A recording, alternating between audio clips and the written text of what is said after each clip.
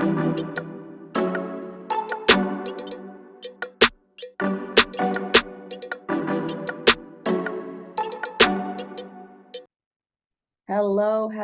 everyone. Thank you so much for joining us once again for the LitCon podcast with your host, Shantae, aka Nefer Watton. Today, we have the amazing and talented author, Joseph Roberts. Everyone give him a round of applause. Woo! Thank you so much for being here with us today, Joseph. Like I was saying, I read the synopsis that you sent me about your book, and it's so interesting, and it's even though it's a personal story, Mhm. it's inspiring. And just tell the authors or the writers, readers, a little bit about your current project. Yeah, so the book, of course, is called Blessings in the Streets, When God Leverages Our Valley Experiences. And as you stated, it's a true story. It's a personal story where I basically share with you the relationship that I had with my mother. My mother and I were very close, grew up in a single parent household. And so, and we didn't have a lot of, financial means to work with and things of that nature. So growing up, I grew up in Chicago, South Side, inner city. So when you have all of these dynamics in place, the table, at least according to the world, the table is already set for this to not work out, for this to be a disastrous situation. And so as I'm taking you on this journey of our time together as mother and son, and just our collective experiences as well as individual experiences, you kind of get to see, very relatable challenges, obstacles that we had to overcome, that we had to endure. But most importantly, you see how God moves in that situation, pretty much each and every time, making ways out of no ways, which ties into what, the actual title of the book itself, Blessings in the Streets, because the actual title came up by something that my mom created. This was something that it was actually a phrase that she used to use whenever she would acknowledge God bestowing upon her, unexpected blessings or encounters with people, oftentimes total strangers, who would, as a midst of that encounter, somewhere along the way, that encounter would end with them blessing her in some type of way. And it didn't matter. Sometimes it would be something really major, sometimes it would be something minor, but it would happen so frequently that, you just started to get used to it, and you couldn't pass it off as just being, something that luckily just happened. Like you knew not only the frequency that it was happening, but the way that it was happening. Right. It was beyond human understanding, and you couldn't give it any more credit than to give it to God, because there's no way that it otherwise is explainable. Mm-hmm. So And we've definitely all had those experiences in our life. Thank goodness, because God stepped in. He steps in for all of us all the time, even when it's, things that we consider minor blessings. mhm. It's so relatable. Absolutely. So what, beyond your story growing up with, in this situation with your mother, is there something separately that inspired you to be an author? To be honest, I initially did not start off with a dream of someday becoming an author. What ultimately triggered that was, I would say, probably about a year and a half or two before my mother passed away. We were just sitting around, just hanging out and talking. And she says to me in our conversation, she says, people would be really surprised at all of the things that I've experienced in life, things that I've gone through, and such. And so she said, I feel like I really need to write a book about this. I could really tell an in-depth story, and people would just be blown away. And of course, I was like, that's a great idea. I think you should. And of course, in that time, she said, uh, I knew exactly what I would call it. And that's when, of course, when she said I would call it Blessings in the Streets. I was Mm. like, okay. I said, I'm with you with that. So, fast forward, my mother does eventually pass away. This book never happens. And so right around the year anniversary of her passing, I was sitting around at the house, just kind of thinking about her, reflecting on memories and things of that nature. But specifically, that conversation came to mind that we had that day. And I couldn't shake it for days. Mm. It just kept on sticking in my head. And so I finally reached out to a couple of people who were familiar with the fact that my mom had an interest in someday writing a book. And it was only a few people who actually knew that she even, was pondering that. And, and I asked them, I was like, I keep having this in my head. I was like, but something is pulling at me saying, maybe the book was never meant for her to write. I said, Mm, maybe it was meant for me to write it. mm, And so the last person that I spoke to, and I still to this day have that message that I sent to them in Messenger on Facebook, and it's been years ago. And of course, their response back to me was like, duh, you absolutely should write this book. And you need to draw from every experience, every memory, every story that she's ever shared with you. And it was at that point, after, having that discussion, and of course, I talked over with my wife as well. And same thing was like, you need to go ahead and do that. So that was what ultimately birthed, this author journey, if you will. And I think at Christmas time, at the time I didn't have a laptop other than my work laptop, and so I asked for a laptop for Christmas specifically for this purpose, and I just literally opened it up one day and just pulled up a Word doc and started typing, and over time the story just evolved. I never experienced writer's block. It just mm, flowed. It was just in me. It just needed to come out. And all of the stories, even stories that go way back from when I was young or even before I was born, mm, stories that you shared with me, I remembered them to the detail, mm. and I was able to tell it like as if I was present. And so you'll see all of those stories before me, after me, in the book. And it just, like I said, it just flowed. Really, the only reason why it took me, some years to do it was really just life. You Yeah, get to typing for a while and then you get away from it. yeah. You get to Mm, writing for a while and then you get away from it. And even to that, one day, I was in one of those moments where I'd gotten away from it, and God had just kind of, nudged me in a way that He knows how to nudge me, and yeah. basically said, "Get it done."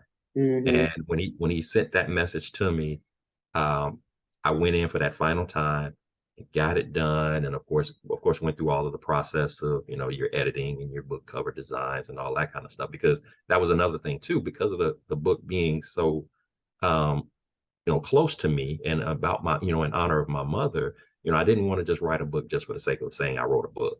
I wanted to make sure the attention to the details were there and it was a quality job. And so I had to learn what that whole process looked like. And that can be in depth in itself, but I went through Yes. it, and then the day finally comes and I'm at the printer and I'm holding a book in my hand for the first time and I'm seeing my name on it, just blown away, like speechless, thinking I never imagined of all the books that I've seen and held that one day I'd be holding one and it has my name on it. And of course, knowing what the contents of it was made it that much more special. And it was just a wonderful experience. And people who have had the opportunity to read the book and have been blessed by it. And I've gotten a lot of, encouraging and positive feedback as a result. So I know it was supposed to be something that I was to do. And I'm just, my prayer has always been that it will just continue. Anybody that gets contact with it will continue to be blessed and inspired and encouraged by it. Okay, awesome. Well, first, let me say I'm so sorry to hear about your mother passing. I'm sure that was something very difficult to experience. I know that she was with you though along the way, reminding you, guiding you, also Hmm. nudging you. Um, it's a beautiful story though. It really is, and it's so special. So different than the books that I've come across and the authors that I've come across doing this podcast. It's a really amazing story. Yeah, Um, it's been wonderful, and it gives me an opportunity to allow my mother to be introduced to people who've never met her, and just for her memory to basically live mhm, forever. The book is out. Even after I'm gone, the book is still out. right. Somebody will one day pick the book up who never met me, who never met her, and it's something that can last, ongoing for years and years and years. And so it's just, it means a lot. And like you said, I know she's been present with me throughout that process, nudging me along as well, making sure that if I got something, I was off key on a little bit of something, she triggers a memory. Nope, this is how it happened. Write that Mhm. down.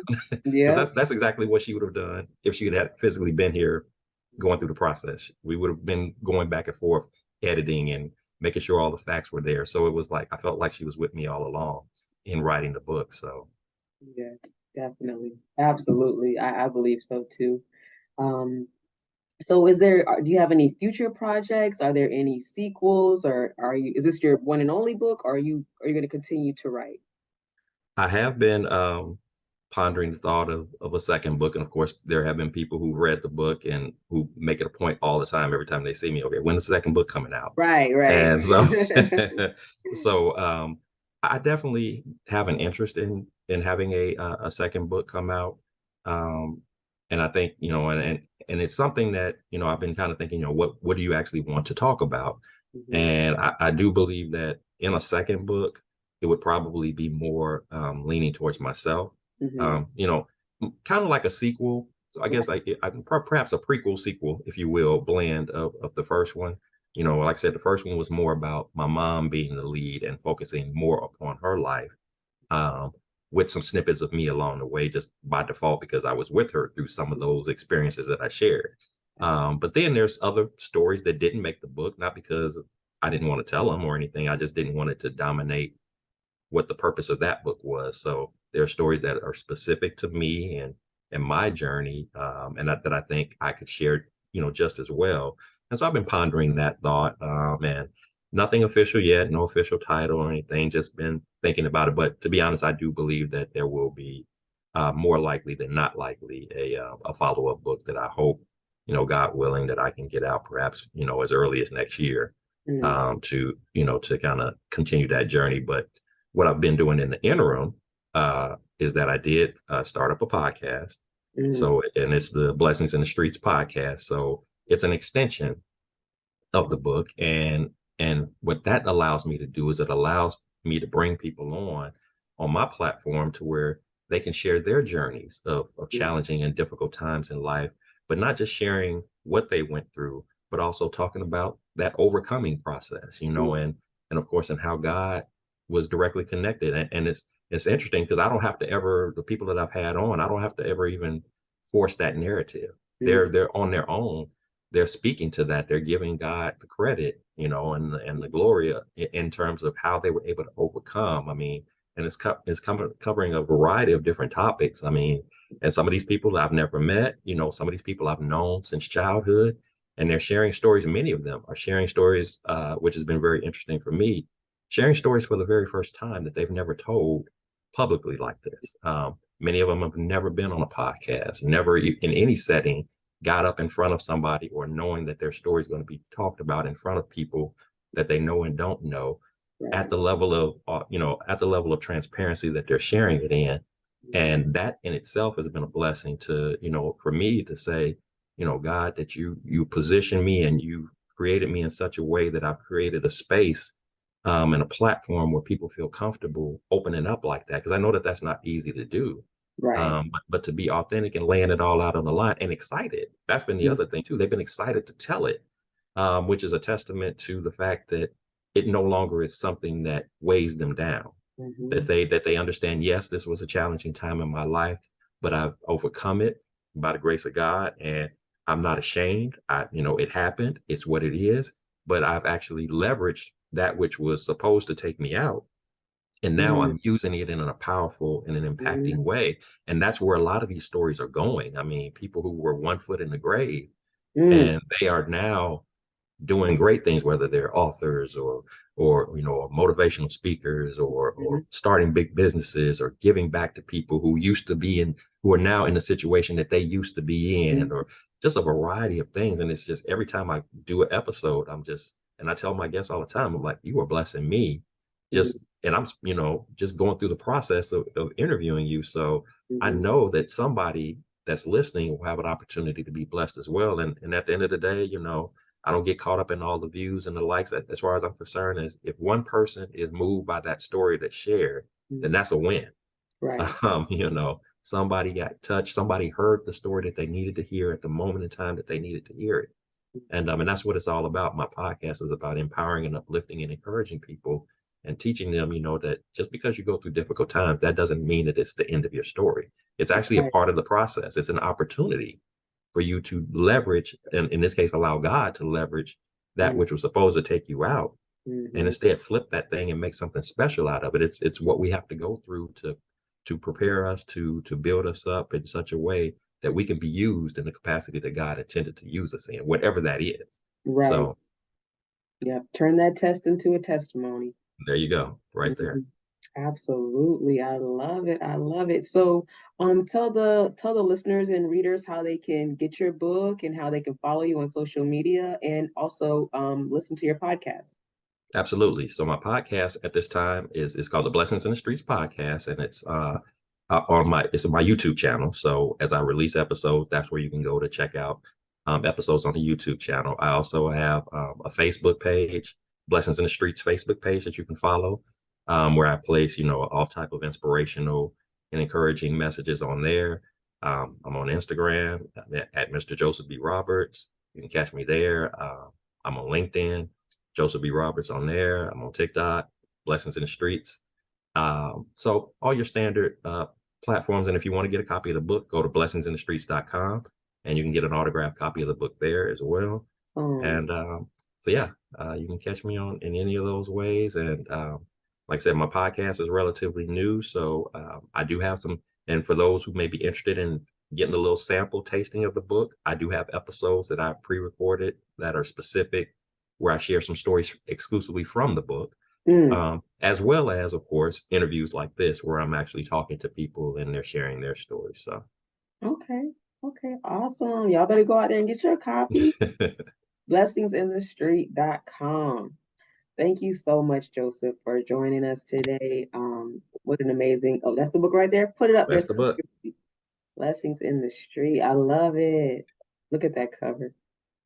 That's amazing. I know your mother is so proud of you. Um, that's an amazing. I'm looking forward to reading it myself. Thank you so much for joining us today, Joseph. Hang on for me for just one moment. After, Absolutely. is there any last words you have to encourage, motivate? Any last words you have for the listeners and readers? Yes, absolutely. Just understand that the storms of life are just that. There are storms of life. It's not a matter of if, but when. But what you need to understand is it's not about, the storm that you're going through. It's about how you respond to it. Mhm. And, don't allow a storm to leave you stuck. Don't allow a storm to overwhelm you to the point where you feel like you have to give up and that this is the end. You are still a human being. So tap into that emotion. If you're angry, if you want to cry, if you want to feel some kind of way about it, have that moment. You're permitted to have that. That's okay. Get it out. But then once you've gotten that out and you kind of calm down and you catch your breath, then that's the moment in time where you need to say, okay, Lord, what is this all about? Mhm. Please guide me through this. Please help Mhm. me out. That's when you learn, quit picking up weights and burdens that were never meant for you to lift. That's for him to lift. Lock Come arms on. with him. Let him walk you through that storm. Let him navigate it. Quit trying to do it Mhm. yourself. And Right. then and watch how he navigates you through, keeps you safe from harm and danger, keeps you from being destroyed by the storm. So when you come out on the other side of it, you do so stronger and wiser and better. And you'll begin to get so good at it that people won't even know that you've been through anything unless you personally decided to share it with I'm them. telling you. So that's the point that you want to get to. Mhm. And it's a challenge. It takes time, especially if that's not something that you've been used to doing. But I Right. promise you, when you do that and you rely upon God, He will navigate you accordingly, and it'll be the best decision that you ever make. And the peace and the calm that you'll have is just so fulfilling and so necessary. And it just makes those moments just not even be a big deal to you anymore. You'll just get to the point to where it's like, okay, I got this up against that I'm up against. Okay, let me Mhm. let me have my moment and let's work through it and let's keep it moving because I'm not going to stop. I'm not. This is not the end of my story. This is in fact something that is going to prepare me for the blessings that are either going to be received personally by me or for me to be the person that it transfers through to whomever it is that I'm supposed to bless. So Yes, that is, these are all facts. All facts. Well, thank you so much once again, Joseph, for joining us. Everyone give him a round of applause. Woo! absolutely, thank you for having me. I appreciate it. My pleasure. All right, thank you so much, everyone, for tuning in today. Um, Go grab Joseph's book, and you guys have an amazing day. Bye.